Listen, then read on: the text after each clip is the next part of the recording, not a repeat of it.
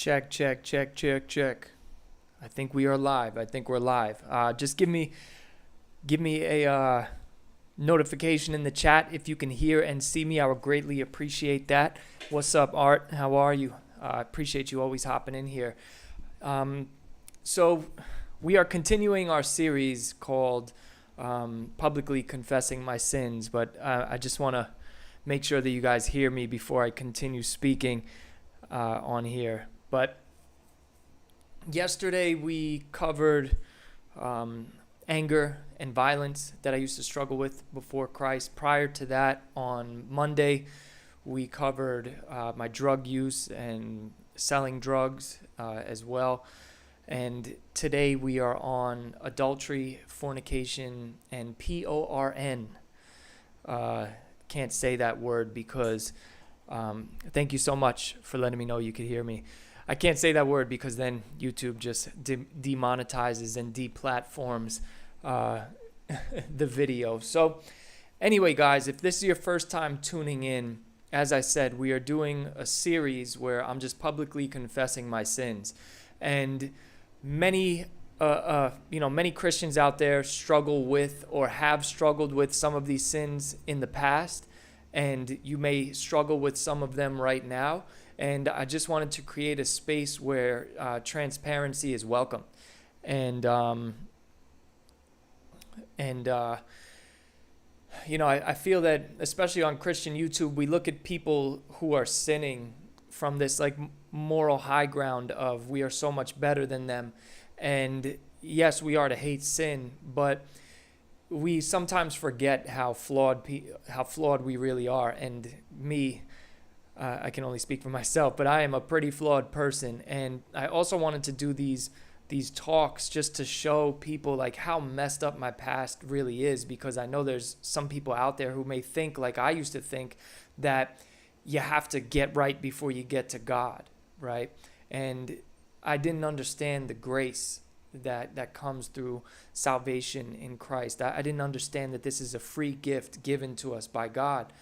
I had no idea. I thought I had to, earn righteousness. I thought I had to balance the scales before I could get right with God. And Jesus not only balances those scales, but he completely gets rid of the scale altogether. And so I just want to be transparent with people and show people where I've been, where I'm currently at in my walk with Christ. So, as I said, we've already covered anger and violence. We've covered my drug use and selling drugs as well.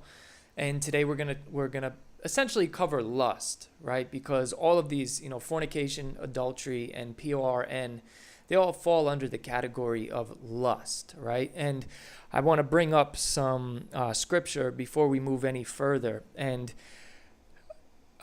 just some scripture on the topic. So, what's up? That's awesome. Celebrate recovery. I'm just going to put this on the screen right here. So Kyle said, celebrate recovery is great for anyone who has struggles of any kind. It's a Christ-centered program. Awesome. Thank you so much for saying that, Kyle. All right, guys. So let's go through some scripture. We're going to start off with number 1, right? Exodus 20:14. You shall not commit adultery.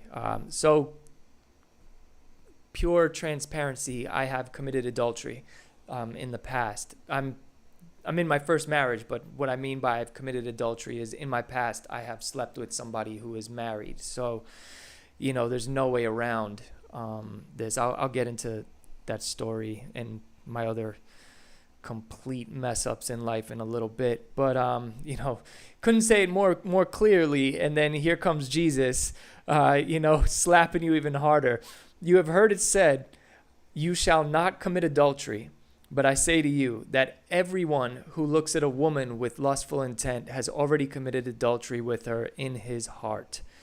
And I think this is, the beauty and Jesus gives you these beautiful sayings that can cause you some real conviction in your life, which is a good thing. Where here we look at, Exodus where it says don't commit adultery. And we're like, oh, well, I haven't yet, so I'm good. And then Jesus comes along and says, hey, but you've thought about it. And if you've thought about it, you've already committed it in your heart. So he takes it a step further, right? Then we have, let me close this. If you guys notice, I was able to pull up the scriptures on the screen. I figured it out. Still have not figured out how to show a website, which I wanted to do on this, but we'll eventually get there.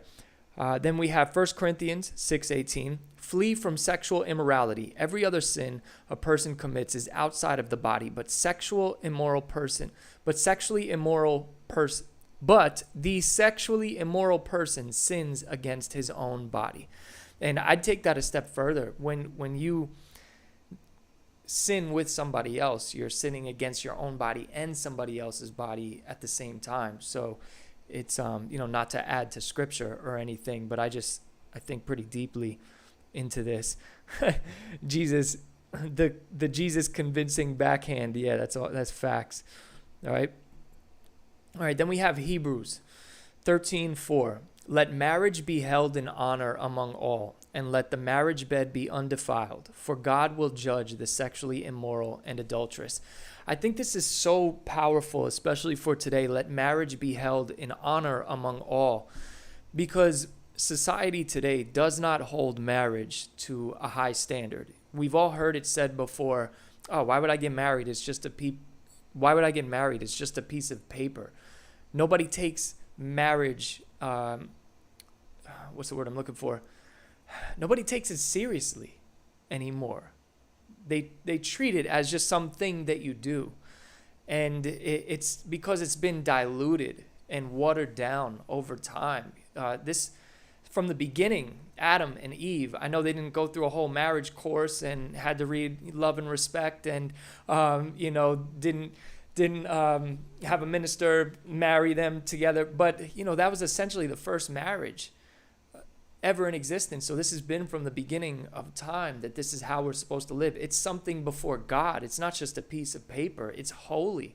It is absolutely holy. It is something that was created for us, and we have to honor that. And in society today, we don't. We just, live with our girlfriends till, you could put a ring on it and then never get married. I know people who've been engaged for like 9 years, and, I don't mean to be judgmental, but it's like, what's the point there, So marriage is definitely not held to the same esteem as it once was. But, all right, next one. Proverbs 6:32. He who commits adultery lacks sense. He who does it destroys himself. I would take it a step further again. You can destroy somebody else's marriage by not honoring their marriage, and by being overcome by your fleshly desires to the point where you're willing to defile somebody else's marriage. And yes, it takes two to tango, but if you initiate it and participate in it, you are just as guilty, right? And then I got one more, and this one is a bit of encouragement right here, guys. Some encouragement. So it says, no temptation has overtaken you that is not common to man. God is faithful, and he will not let you be tempted beyond your ability. But with the temptation, he will also provide the way of escape. You may be able to endure it, right? So as tempted as we become, and we'll get into that in a bit, God always leaves us an escape route. It's just many times our flesh becomes so engaged in what it sees that we ignore the escape route. And we'll be talking about that today. Let me just check this real quick. I'm making sure that everything is working. All right, guys, you can hear me fine? Just want to make sure because things are lagging on my end. But anyway, guys, I'm going to get right into it. And I got to kind of make this quick because we got another live on Why Jesus Network. I'm going to be interviewing my man, Josh. I keep calling him Josh, my man Joe. me and him click really, really well because he came out of the Word of Faith movement and deliverance ministries and stuff like that. And I have a passion for discussing that stuff. So make sure you're tuned in after this one. It's going to be over at the Why Jesus Network. But anyway, guys, so as you know, I did not grow up in the church. I grew up secular. So my influence and my idea of the sacredness of marriage was all I knew was my father and mother, right? And my father and mother, they ended up getting divorced because of infidelity, right? I'm not going to say who, not going to say what. They're way beyond that now, and they're cool with each other, and it's totally different situation. But I'm talking about when I was a young, really young kid. And that led to a divorce, right? So then you sprinkle in there, as I discussed in my last live, I was sexually abused when I was a kid. So I had a twisted view of sexuality since a child. But so then, I witnessed my parents get divorced, and then we moved to Yonkers. And this was when I'm 13. So here I am going right into puberty. And by then I was already introduced to PORN. And I was into it. And it's interesting because the world normalizes. I'm just going to say it. I don't care if they demonetize the video. The world normalizes porn to the point where if you don't watch it, you're weird. They normalize it so much. And they even bring it to the point where they say that it's healthy for you. Oh, yeah, it's healthy to watch it. And that's actually completely against what science says. So I was hoping I'd be able to pull this up, but I can't. So I'm just going to read you something from neurosciencenews.com. This is about the effects of porn on the brain, right?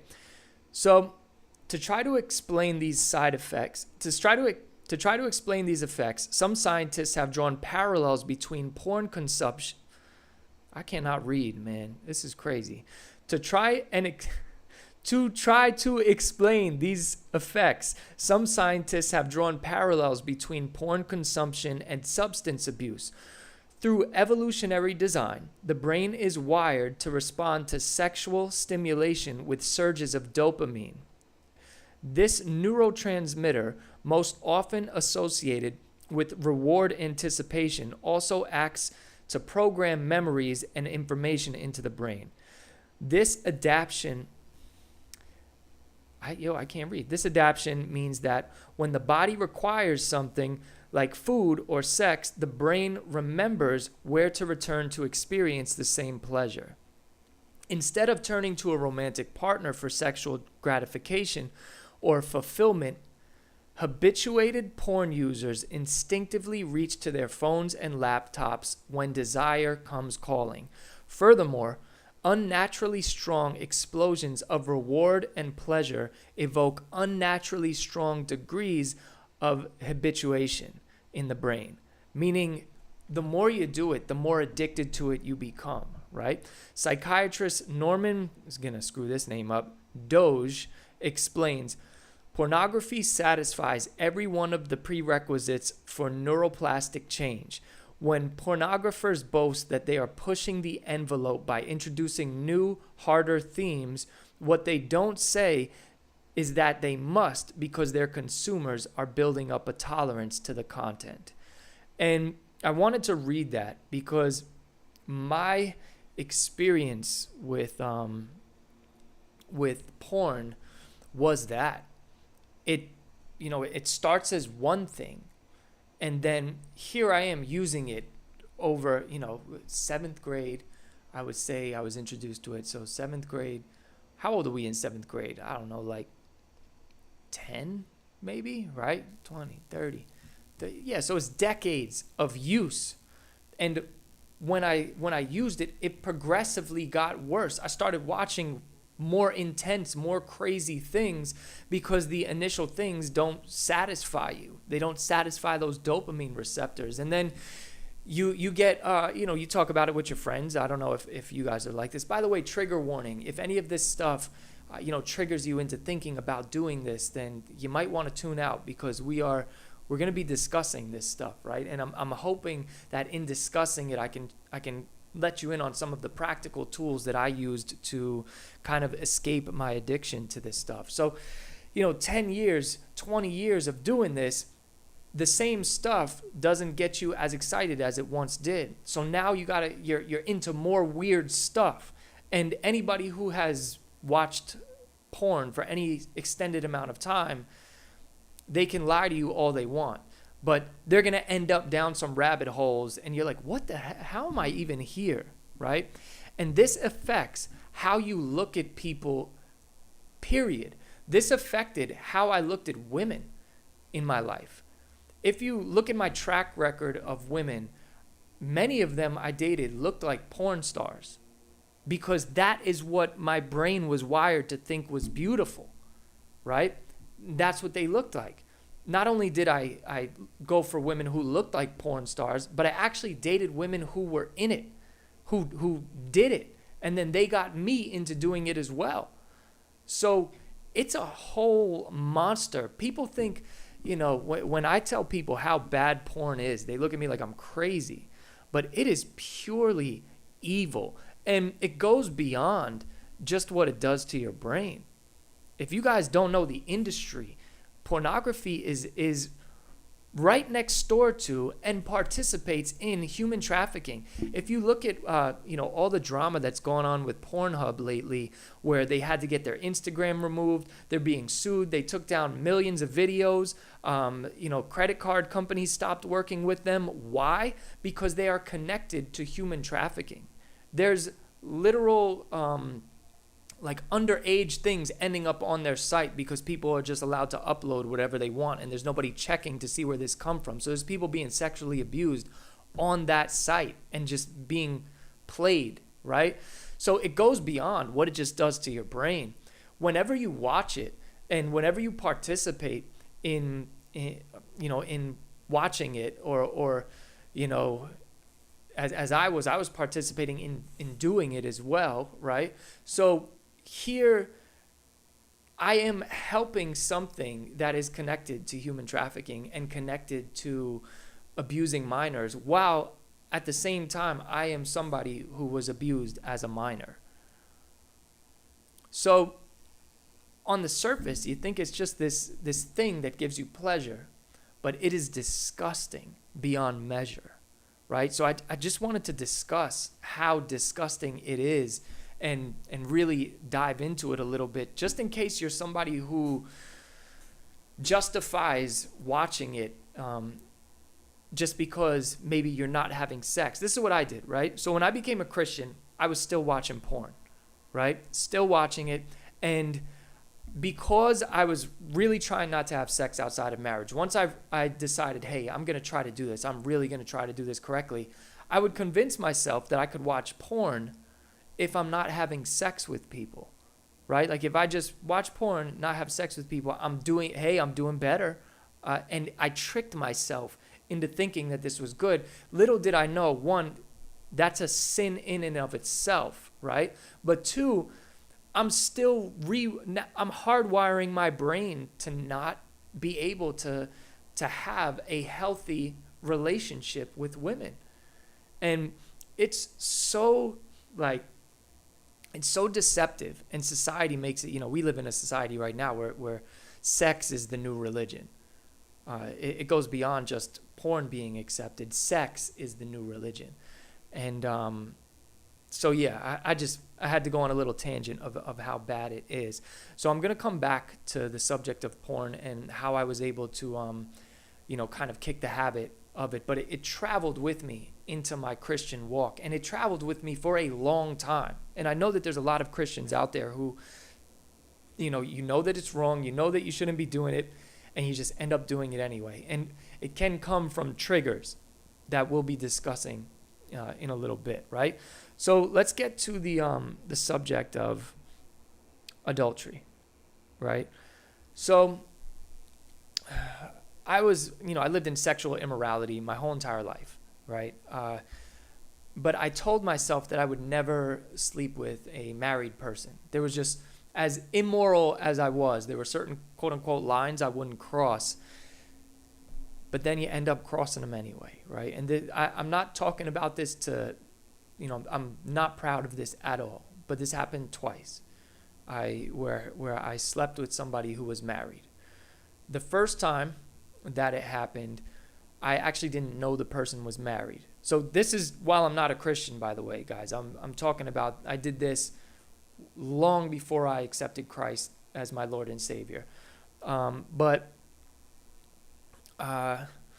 I slept with a woman who I thought was divorced. And it turns out that her divorce was not final yet. And when I found out, I felt so bad. Like I just felt like a complete idiot, right? And sorry guys, it's loud here in Puerto Rico. As you know, if you've been on any of my lives, you know. But I felt like such an idiot.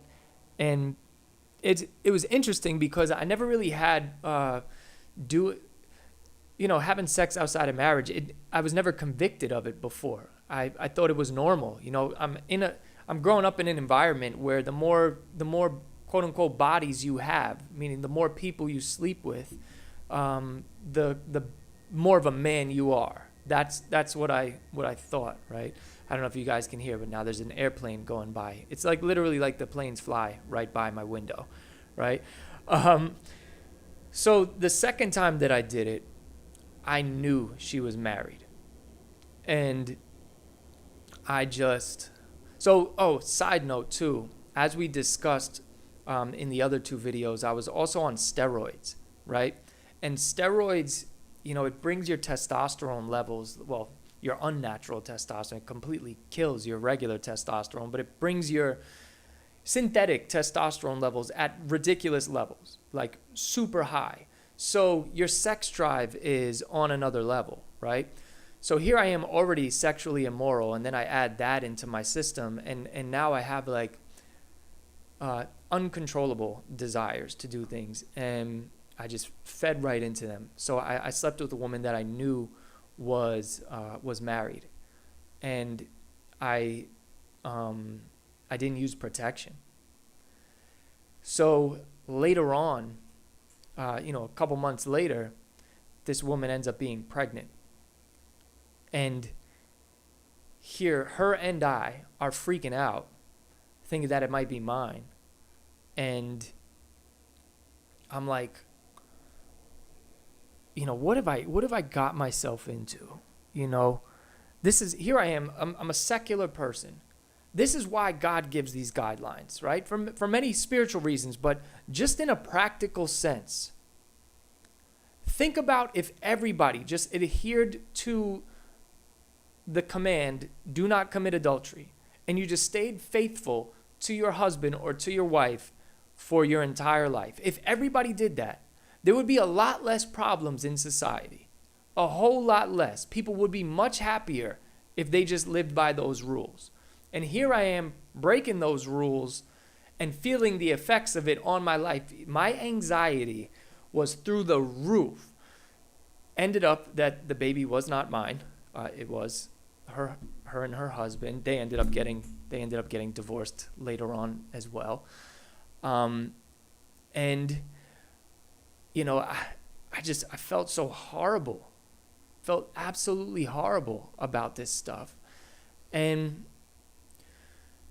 I look back at it now, and I'm like, man, I'm the reason for I'm putting people through what I went through when I was younger and my parents got divorced, right? Like that's essentially what I was doing.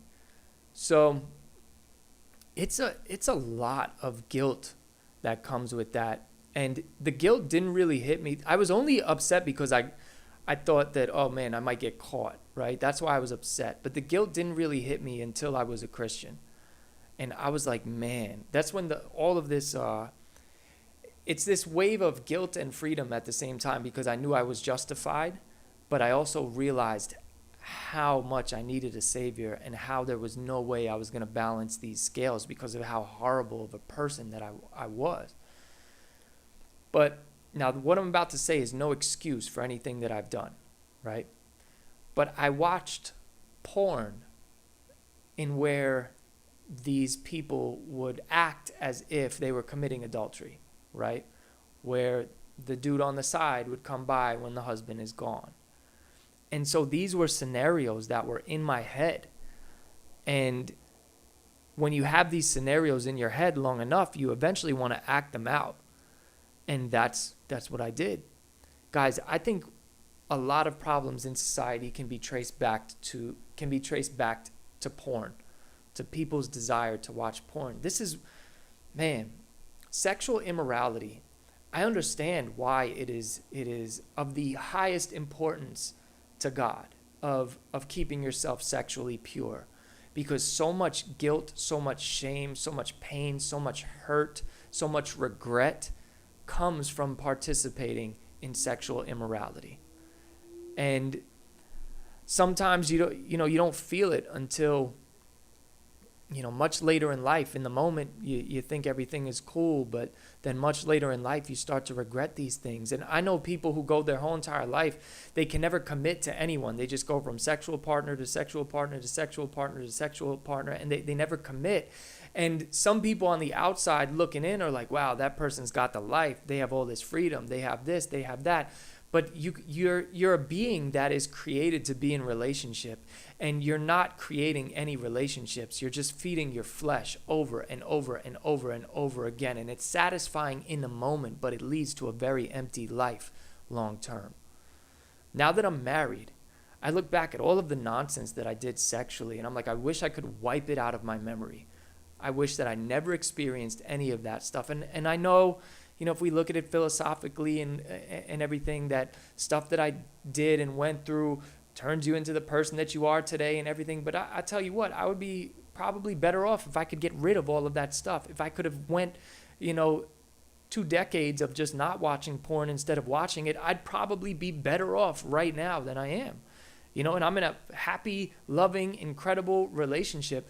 But memories still haunt you sometimes. And if anybody's listening to this and maybe you're young and you haven't gotten to the point where you're looking back on your life regretting all of it, let me give you a warning right now. Stop. Pump the brakes. You don't want to end up with all of these memories stored in your brain and then wishing you could get rid of them. It's better to not have them at all, right? So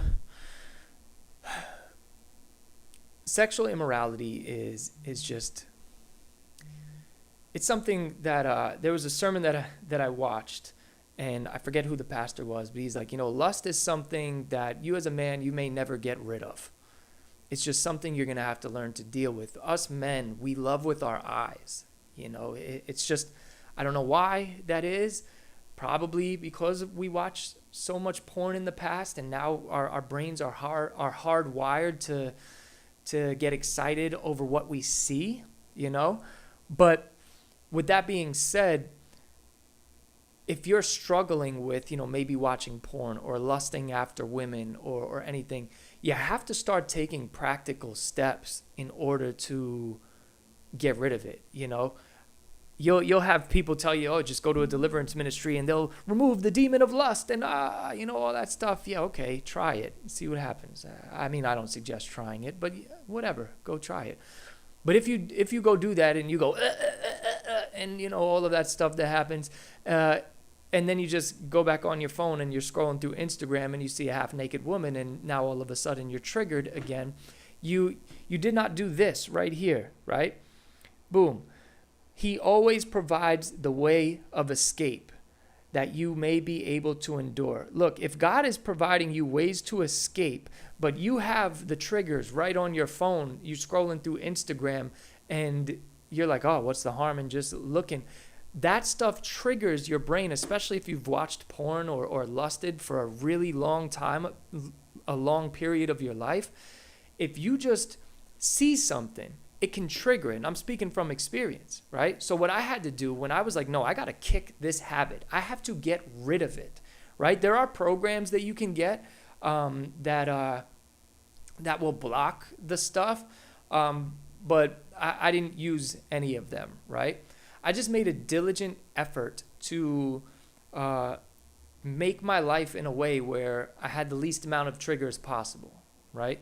So on Instagram, any women that I followed that post half naked pictures all the time, I just unfollowed them, right? If they were somebody that I knew for a very long time, and maybe me unfollowing them might offend them, and then be like, why you unfollow me? And then I got to have a conversation with them about it.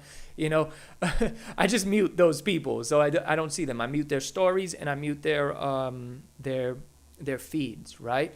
You can do this on all of your apps. You can mute them, right? So you just do that, right?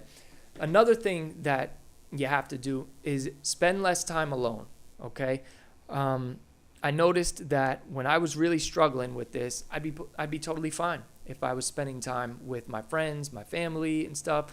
But once I got alone, that's when the intrusive thoughts started happening. That's when I would start scrolling, and even though I muted some people, I would go looking for them. It's these triggers. You have to be aware of what triggers you, right? Another thing I did, I got accountability partners, people who wanted to stop doing this stuff, who wanted to stop sleeping outside, who wanted to stop having sex outside of marriage, people who wanted to stop watching porn. You got to get around people who are on the same page as you with wanting to get rid of this stuff. Have an accountability partner that you can honestly speak to and say, hey man, I messed up, and they will not allow you to get away with just messing up. Maybe you got to send each other $10 every time you mess up or something like that. I don't know, but think of ways where you can do this.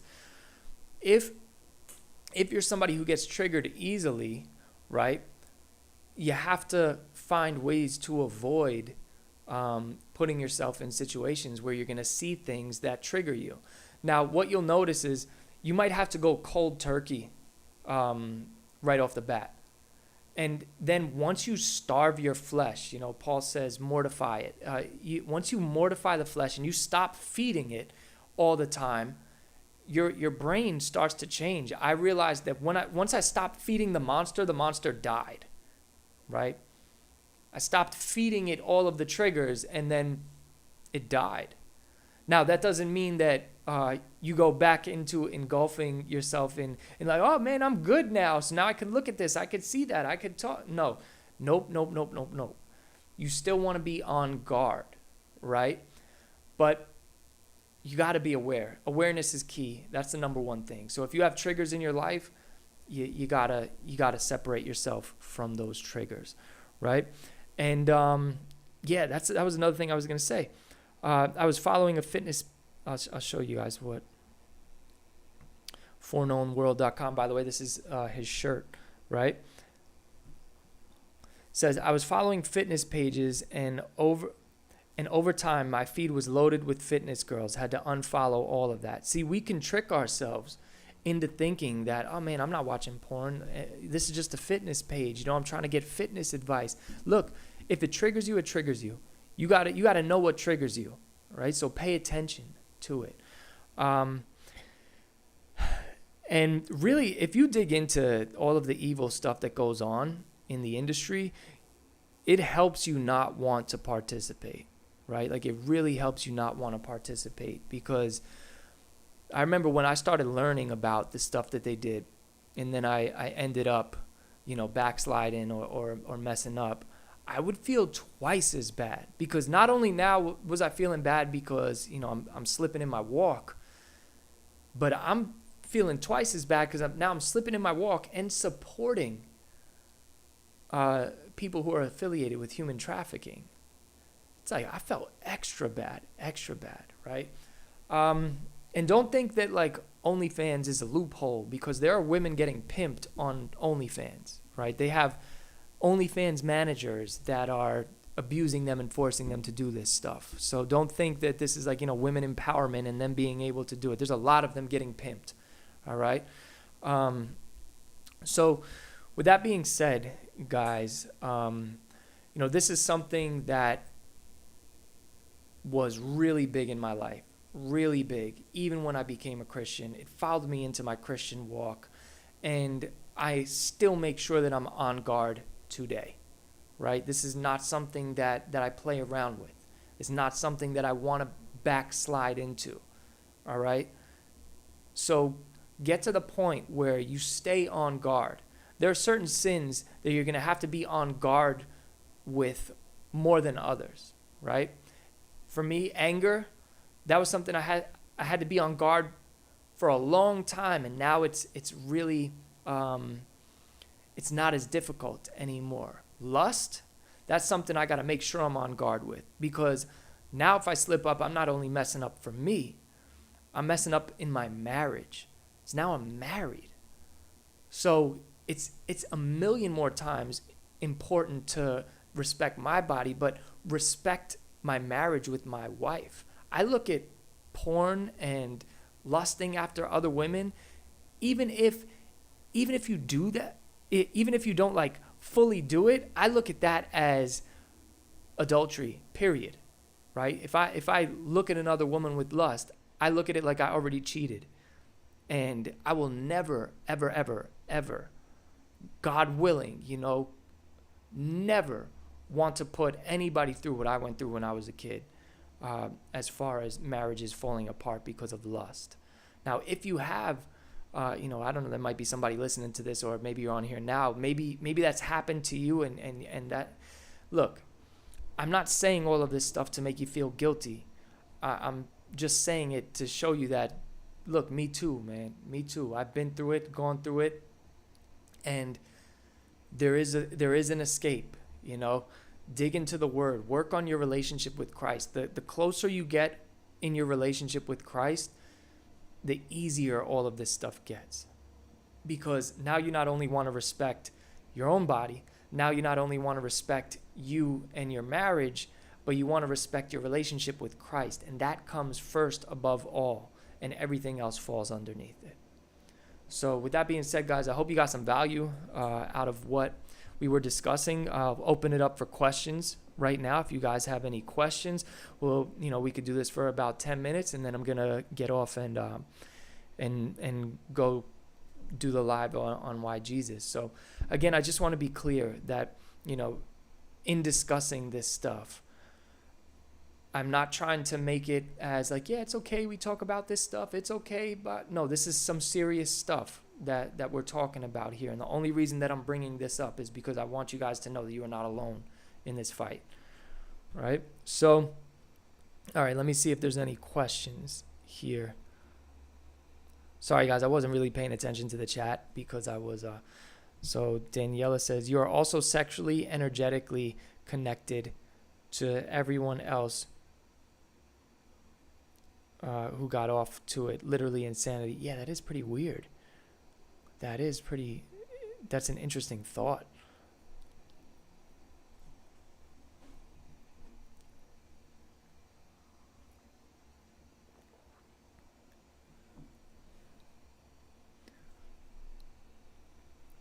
Yeah, man, I'm just trying to be transparent. I don't know how to say your name, Bayou. I think it's Bayou, right? That's how it is. But Bayou, thank you for being on here and always supporting the channel and subscribing and all that. I really appreciate it. All right, Art's got a question. Was there a moment? Oh, let me bring this up. I can't read it. Was there a moment that you can remember that you knew things were going to be different, like a confirmation moment? It was slow over time. There was not any one moment where I was like, oh, it's conquered, it was just a slow progression. This was something I used to do pretty much every day. So the fact that it went from every day to once a week, and then it went from once a week to, I slip up, once every 2 weeks. Then it went from that to like maybe once a month, right? And it just went, it was a slow progression. That it had its roller coasters, ups and downs, where sometimes it would happen and I'm like, oh man, and then it would happen back to back a couple times, then boom, right back on track. So this was not like a boom, one moment, everything changed. It was a roller coaster, and it was a long process, but it just over time. The more that I'm telling you guys, the answer to a lot of the problems that we have in life is just digging into the Word and really, really, really working on your relationship with Christ. Nothing changed for me until I really, I did all these practical things, but really digging into the Word. That's what really, now I can't, so the other day I discovered that there's porn on Twitter. I saw somebody liked something and then it popped up and I'm like, it's a naked person on there. So I clicked it to report it, and then I go through the whole process to report it, and it said that Twitter allows porn. And it was like just going through that process of getting to the place of reporting it. I felt in my spirit like, oh, like, what am I looking at right now? Like, I'm just trying to get to the place to report it, and I'm looking at this stuff, and it's just making me feel disgusted. By the way, that's gross that Twitter allows porn, like really gross. But yeah, so it wasn't an instant thing.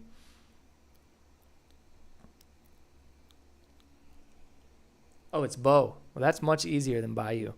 Was cursing/swearing a problem for you? Yes, it was. And I cursed. I went through a roller coaster of cursing as well. And I actually have a video of how me and my wife stopped cursing. Because I stopped cursing for a while, and then I started working construction. And I got around all these people. Yo, it is so true what Paul says. Bad company corrupts good character, right? So I start, not saying those guys were bad. They were good. They just had potty mouths. And I'm from New York. Every other word out of my mouth used to be an F-bomb, right? So worked on it. So I'll just give you a quick tip. Whenever me and my wife would curse, we would send each other $5. And it wasn't necessarily the $5 that would make us stop. This is when we were dating, too. We weren't married yet. Whenever we would curse, we would send each other $5. And we spent a lot of time apart when we first started dating. So we would have to do the honor system. So if I cursed, I would send her $5 and be like, man, I messed up. But just making yourself aware of how much you curse, it can help you stop cursing.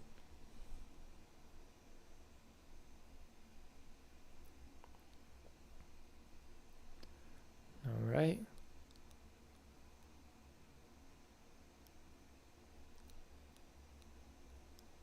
So I'm just catching up on reading. That's where I am currently. Nice. It's good. Coming out of the fog. Yeah, I don't have Facebook, Twitter.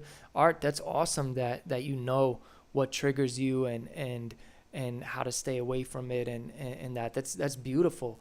It's so important to be aware of your triggers and what triggers you.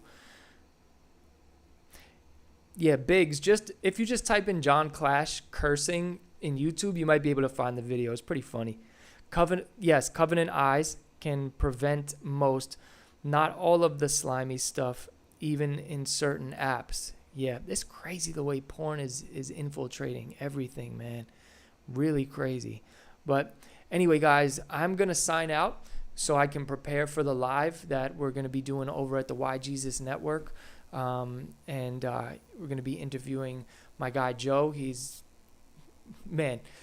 probably going to be an intense conversation, so you definitely don't want to miss it. Let me pull it up for you guys. I'll send you the link right now. Boom. I should probably have this stuff ready, but and if you guys aren't following the Why Jesus Network yet, make sure that you do, because we're bringing a bunch of Christian YouTubers together to do some really cool stuff. We're moving a little slow at the moment, just building things up, but we're gonna do some epic stuff in the future. So definitely stay tuned. All right, guys, I'm just gonna grab this, post it in the chat.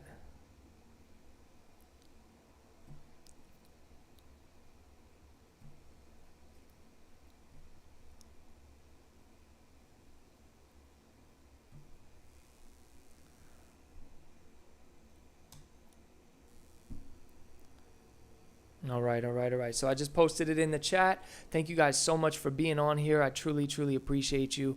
And, I'll see you tomorrow. Tomorrow I'm going to be going over, we got 2 more of these lives. And let me just give you the title of tomorrow.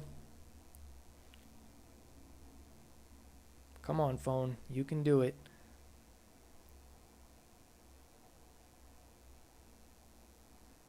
$28. 27, 28, 29. Where's 29? Oh, I'm going to be discussing greed and jealousy, which, man, I used to be a money-hungry dude, and I was willing to step on anybody to get money. So we will be discussing greed and jealousy tomorrow. All right, guys, I will see you maybe over at Why Jesus, and if not, I will see you tomorrow on the live. Thank you again so much for supporting, and if you really want to support this ministry, we got the Patreon up here, right? Is it right here? Boom. Right there is the Patreon that you can help support. We're going to be doing a lot of cool stuff through Patreon coming in 2023 as well. All right, guys, God bless, and feel free to reach out to me about this stuff. You know, my email is on my is on my YouTube, so, and you can hit me on Instagram. All right, God bless.